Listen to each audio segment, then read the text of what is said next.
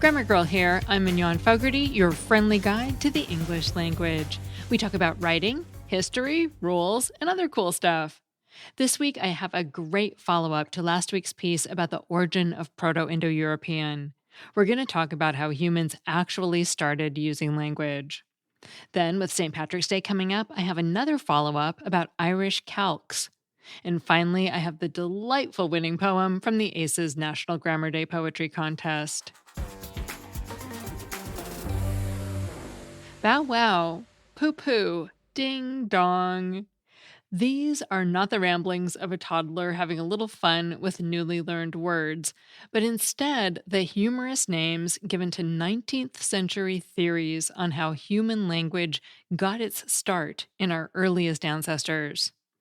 Most of us have probably wondered at some point how human speech became so much more complex than the way our pets or even our closest relatives, the apes, communicate. Turns out we are hardly the first to ponder this same question. In the 19th century, discussions among scientists about the origins of language had grown so prolific and far fetched that several European linguistic societies banned any writings or debate on the topic by the middle of the century. They didn't ban it because the question wasn't interesting, but because they felt it was outside the realm of linguistics, which they viewed as a field of science based on facts, not hypothetical guesses. Instead, they punted the ball to philosophers who they felt more rightly dabbled in that sort of thing, but not before a number of well known scientific thinkers had already provided their takes on our linguistic origin story. Not surprisingly, Darwin, with his interest in evolution more generally, had entered the fray early. In his well known book, The Descent of Man, Darwin laid out his theory of origins, which was that human language had evolved over time as our ancestors imitated sounds in the natural world. For instance, the song of a bird or the howl of a wolf would have formed a sort of onomatopoeic proto language, where early ape like humans would tweet when referencing birds or howl when warning others of a fanged predator in the area. In Darwin's view, aimed at supporting his thesis of natural selection, this proto language stimulated the evolution of our more expansive thinking. In other words, it spurred brain development, which was then naturally selected over time because people with better communication abilities and more developed minds would be more likely to survive. Darwin felt that during man's evolution from apes, early iconic imitative sounds, meaning ones that signaled to others about something in the environment, triggered mental abilities that in turn increased our linguistic abilities until both human brains and language fully developed. Though there were many thinkers at the time who had similar views, the German linguist Max Muller was a staunch anti Darwinian, meaning he thought Darwin's ideas were poppycock.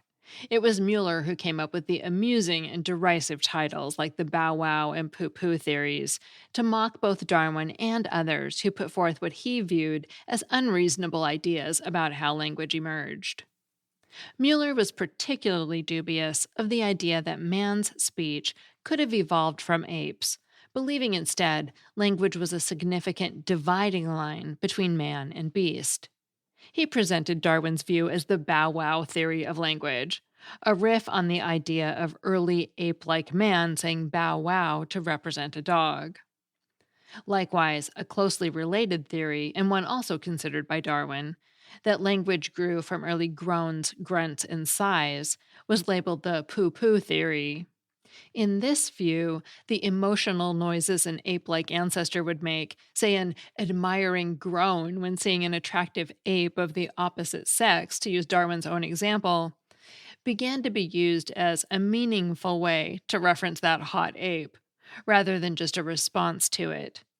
Perhaps it's hard to imagine how grunts and groans would actually end up developing into language, but the poo poo theory certainly might explain our propensity for swear words as an emotional response to banging our head on a low tree branch.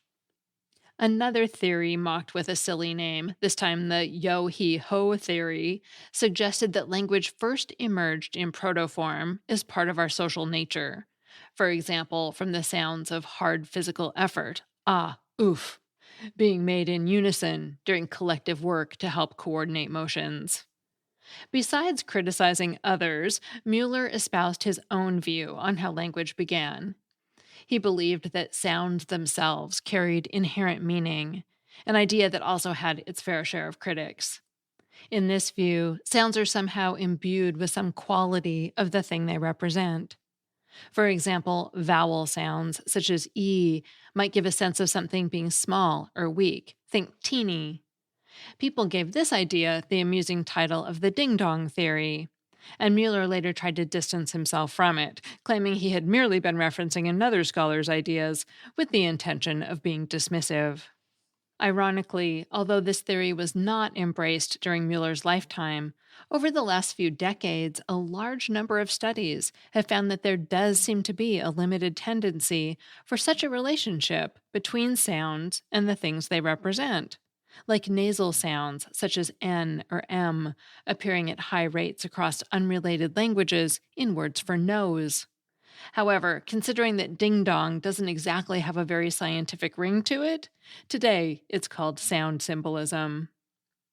In another interesting development later in his life, Mueller had a bit of an about face and decided that maybe Darwin's theory of evolution wasn't such a long shot after all. In the end, none of these theories fully account for the origin of language, as they can't explain what triggered the move from making grunts and barks with rudimentary meanings in a present moment to making full sentences discussing vacation plans in the distant future. Modern theories are more concerned with if and how our brain wiring and capacity changed between prehistoric ancestors and modern people, and how this coincided with the ability for symbolic thinking, meaning using sounds or words to talk about things not immediately in our environment. But even if these theories don't explain exactly how we came to be talking the way we do today, modern theories still hold that our early utterances involved basic sounds, or perhaps gestures, that eventually became more sophisticated as our brains became more modern.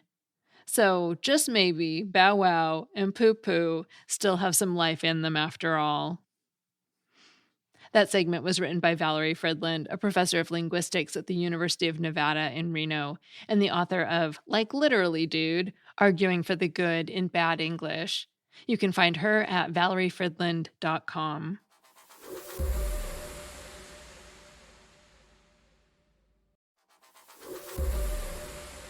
Next, you may remember that a few weeks ago we talked about calques, which are literal translations from one language to another, like how many languages just literally translate the words for sky and scraper into their language to describe skyscrapers, and how Spanish speakers sometimes say they got down from a car or made a party because that's how those expressions are literally translated from Spanish.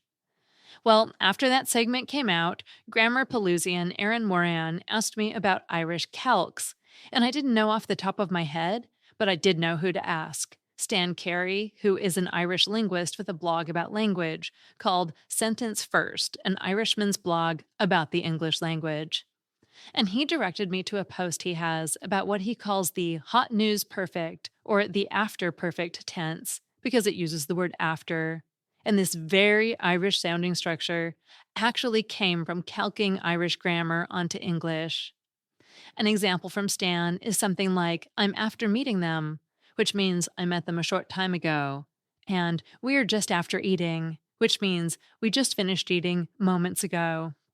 I don't understand Irish, but Stan says it came about because Irish doesn't have a direct equivalent to the word have.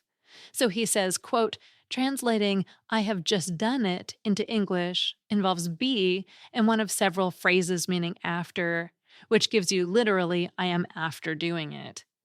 So if you're listening to this a little late on St. Patrick's Day, when you're finished, tell the person closest to you that you're just after listening to the Grammar Girl podcast and you learned a fun thing about Irish English. Thanks again to linguist Stan Carey. Do check out his fabulous blog about Irish English at stancarey.wordpress.com. And that's Carey. So, yes, Erin, there are calcs in Irish English. Thanks for the question, and thanks for being a Grammar Pelusian and supporting the show.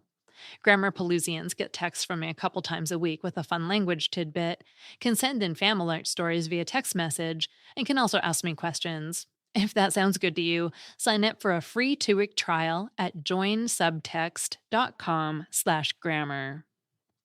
And a final fascinating tidbit that's different but also related to Irish is that I was surprised to learn that the word brogue, which describes a strong accent heard in some Irish people who speak English, comes from the Irish word for a kind of shoe, worn in what the Oxford English Dictionary calls the wilder parts of Ireland and the Scottish Highlands. These stout, rough shoes were made of untanned hide. And although the origin is unknown, one theory is that since apparently these brogue shoes were very specific, the meaning comes from the idea that it's the accent of, quote, people who call their shoes brogues, unquote. So that's fun. And I also learned that people still refer to a type of modern shoe as a brogue, most typically a leather men's shoe that looks a lot like an Oxford. In fact, a character in the movie The Kingsman asserts Oxfords, not brogues. But it turns out that what sets brogues apart is that they have decorative perforations called broguing. So, according to multiple men's fashion sites, Oxfords can actually be brogues if they have decorative perforations. Sorry, Kingsman. Finally, National Grammar Day was last week, March 4th, and ACES, the Society for Editing, held its 14th annual National Grammar Day Poetry Contest. The first place winner was Leslie F. Miller, who wrote a limerick about a line from Hamlet. Here's her poem in her own voice, and because it includes a set of homophones, I'm going to quickly whisper the spelling where it's appropriate. In a tale by a playwright historic, a jester from Denmark, not Zurich, had always penned your Y-O-U-R. when he really meant your. Y-O-U''re. So we call him, alas, poor Yorick. Leslie F. Miller works as a healthcare writer in Baltimore. She's the author of the nonfiction book Let Me Eat Cake, a celebration of flour, sugar, butter, eggs, vanilla baking powder, and a pinch of salt, which is not about baking cake, but about eating cake. A chapbook of arty and eclectic poems called Boy, Girl, and a forthcoming full-length poetry book called Words with Friends. I'll add that I was especially happy to hear that Leslie said she found out about the contest from a post I made on LinkedIn. You don't always know how you reach people, but in this case it's clear, and the world now has this great poem because my post inspired someone, which feels pretty great. Grammar Girl is a quick and dirty tips podcast. Thanks to marketing associate Davina Tomlin, digital operations specialist Holly Hutchings, director of podcasts Brandon Getchis, marketing assistant Cameron Lacey, and operations specialist Morgan Christensen, and audio engineer Nathan Sims, who loves to garden and started an indoor garden this year with tents and lights and hydroponics. And I'm Mignon Fogarty, better known as Grammar Girl. That's all. Thanks for listening.